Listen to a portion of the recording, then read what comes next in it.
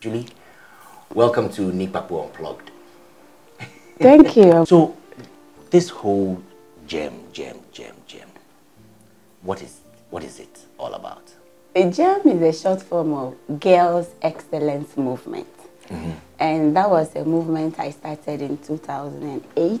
Okay. At the time, it was called Exotic Girls Excellence Movement. Exotic pa.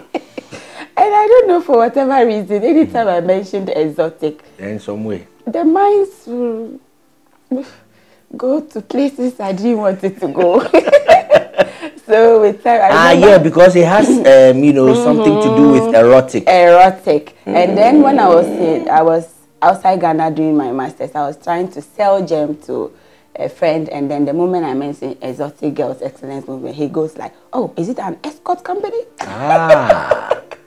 So I said, nah, we need to change the name. So in 2016, we changed the name. We just took the exotic away and became simply Girls Excellence Movement. And the main aim is to inspire, motivate, educate, and inform to transform the girl child into great woman of excellence. Okay. And our core activity is what we call Inspiration on Wheels. Okay. We go to senior high schools and engage the girls, interact with them, try to provide a non-judgmental listening ear to them. Okay. To hear things they will ideally not tell any adult about. And in that process, we get to hear a lot.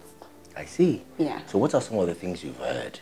Oh, I've heard. I hear things and then I'm like, okay, this issue is the weirdest. Then you go to another trip, you hear something Even and you're like, weirder. Oh goodness. Wow. So one of the strangest thing I heard was this girl who said she wished she was a guy. So she hated being a girl. And that's a 16-year-old second year student of one of the senior high schools in the Eastern region. And her reason was that her mother gave birth to multiple girls, and her dad kept insisting on having a male child. So the more the delivery of a male child delayed, the more useless they felt their father treated them. Until no male child came from their mother, and an external woman gave a male child, and the man moved out of home and moved into the external woman who had a male child for him. So this girl always resented being a girl. And I asked, why? Because it wasn't your fault your dad moved out. He said if we were boys, or if I was a boy, he would have stayed. But what is this with, people wanting a girl, a boy? Nowadays, because of technology, people can do... Look, girls are doing even greater than boys are. So how many schools have you reached out to so far? And, what are some of the interventions you've given to these girls? We've gone to over 45 schools. Wow, that's since really commendable. 2008. Wow. Yes, but we became very prominent from 2017. 2016, when we changed our name, we started gaining grounds. Okay. And that was because prior to 2016, I had a personal issue with imparting people or interacting with them or giving them interventions and videoing or photographing it for online. Right. So it was so difficult. We go, we do things, we have photos and videos and everything. But then you see, we come back and I keep it all. Okay. And then the team is like, we need to put this online. I'm like, nah, we didn't ask their permission. Exactly. So there was this guy on Facebook, I need to give him the credit. He was called Ted Kofi. And one day he made a post about an American celebrity who went to Tanzania or somewhere, took photos and posted it. So his comments prompted me, and I went into his inbox and I said, I have an issue. And that's the issue you raised. I do a lot, but I can't publicize. Yet when I'm looking for funding, they demand to see my works. But I can't publicize because I feel I haven't sought their permission. Then he said, no, anytime you go, capture them from a point of power rather than a point of pity. Weakness, okay. So once you are projecting their power, you're projecting their potential, and you're asking for help to elevate that potential, to help them exploit it, you are good. Right. But when you project them as pitiful, then there's weak, a problem. then you are just trying to exploit their weakness for your advantage. Okay. And once I got that message clear, we rolled out. Okay. So what we do is we do 10 outreaches every year, and that's to schools. Okay. But in August, most schools are on vacation. We do either the children's home or prisons. Okay. So last August we were in the S01 prisons. Oh, I see. The female section, of course. Nice. That's nice. And then every time we are either in the Buster home, the girls section, the girls shelter, or the girls Buster side. Right. We are there. It's been intriguing. Each outreach encourages me that this is not just a desire. It's beyond that. It's a passion. It's a calling. And anytime I get a friend to go on an outreach with us, they have what they call gem spirit. Then they'll tell me, Charlie, Julie, gem spirit, not chimney. Just like you did to me. They are like, gem spirit, not chimney. That then the next outreach. Yeah. You know, that fulfillment of bridging that gap between parents and their children. Yeah. Parents are busy looking for money to supply the needs of these children. Yeah. And these children are going through things the parents don't have the time to provide the listening ear for. Okay. So if you don't know what your child is going through, you can't even provide a solution. Yeah. So these girls are keeping things to themselves, seeking solutions from wherever they could get it. And most of the time, they seek the solution from wrong places. Yeah.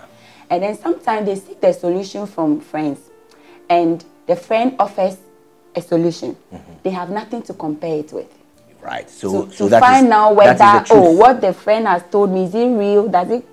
Is it in sync with what mommy would have said? Or is that the right principle now? Yeah. Because there's nothing to compare it with. So once the friend has mentioned it, they take it. That's it. And they go act upon it, and they have issues. And even there's no intervention. Yes, they can't tell anyone. And some of them have been raped. They haven't told anyone. Wow. We heard a story where this girl has been raped, and according to her, she doesn't care about the other effects. The effect she cares about is that her academic standard is falling. And that's because the rapist is in the class. He's a leader of a gangster in one of the schools in the Eastern region. So she sees him every day? Every day. And it's affecting her? He stands her every day. It's like, you can't do me nothing. You can't do me foco. Wow. And so anytime she sees her, she loses concentration. She sees him, she loses concentration in class. Yeah. Now, parents are like, since you've gone to senior high, you've become very lazy. You don't study. So when she gets home, all she hears are complaints. Nobody goes further to find out what is why. wrong. Girl, talk to me. Yeah. Why? Parents, look, our children are going through a lot.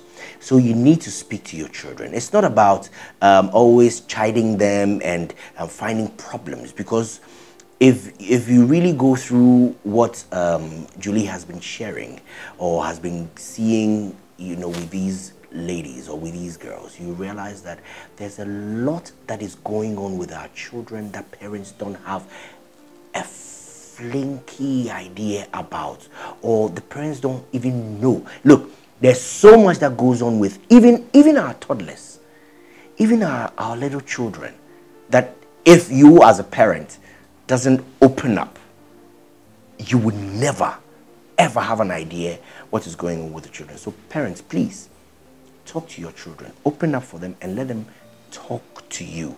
Otherwise, they'll be going through stuff and they will make certain decisions and they will do certain things that you will later be surprised about. Otherwise, and I think it won't do well for all of us. So what is the future for GEM? Are you going to continue this for the next 10, 15, 20, 30 years?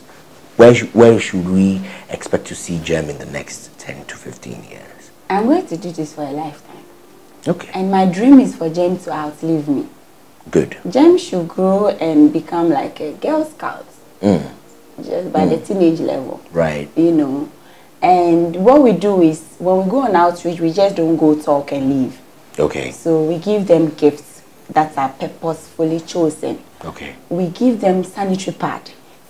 And Okay. that's because most girls, especially girls from deprived areas, Right. can't afford pad. Because now it's 6 cedi per pad. That's 6 cedis per month. 6 cedis per pad or per the pack? Per the pack for a month. For a month. For a month flow. Yeah. 6 cedis. And if she's a heavy bleeder, then she may be using 12 cedi. And they can't afford that. Most people can't. There's research out there that has proven what I'm talking about. Wow. Yes, so we are even thinking that in future, condoms should be for sale because sex is a choice. But condom is for sale. And most people are distributing it. In my office, we distribute it. I think they should distribute sanitary pads as and well. Let people buy condom. Distribute sanitary because it's for girls. Yes, and it's nature. It's not like she chose to bleed. Yeah. But so I think for the girls in early teen, you know, when you start flowing, I think girls should be entitled to 2 packs or a pack of sanitary pads every month. Hopefully, you know, until you are about 18. So I think GEM should champion that cause. Hopefully, we'll get there. Distribute it nationwide. Yes. And move it to Africa. We hope. Because Broadway any takoshu efacho. And it's not healthy. It's not healthy. Well, this is Nii Kpakpo Unplugged, and I'm here with Juliana Kplorfia. She's the founder of Girls Excellence Movement.